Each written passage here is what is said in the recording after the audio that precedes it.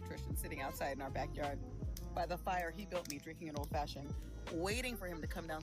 Because if you still hear, there is no difference. Because okay, so let me give you an example. So let's be real. We all know what women like her usually do behind their married man's back, right? So when they were younger, right, they were just dumb while doing the same thing. They would have the good guy, then they would have the quote unquote bad guy, right?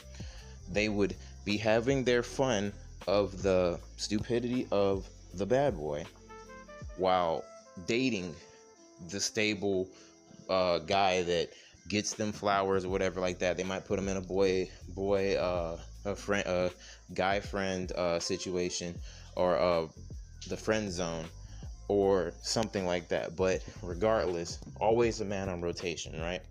But a lot of the times they would be 100% attached, emotionally, physically attached to the so-called bad boys. This is who becomes their baby daddy. This is who they spend all their intimate moments and stuff like that with.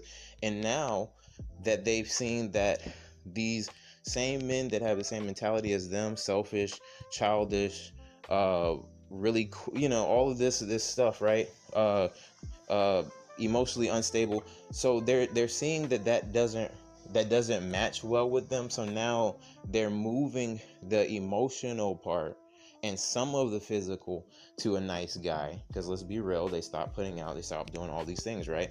But the overall goal is to be able to have a permanent friend zoned guy who gets to deal with their BS, who gets to deal with their bills, who gets to deal with all these things while they go and get their excitement behind closed doors, because they're not young and stupid. And it's just like, no, they just evolve the game to be more sneaky and conniving. Because overall, when it comes to them explaining that they want a guy that's a nerd, all they're doing is saying they don't want competition now that the competition is steep for them, now that they can't compete with younger bodies, now that they can't compete with the movement of men awakening.